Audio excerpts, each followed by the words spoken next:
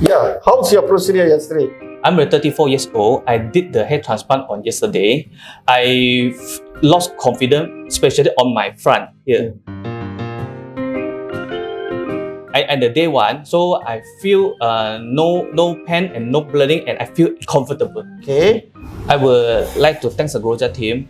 They are very professional. The team is world-class standard. Thank you.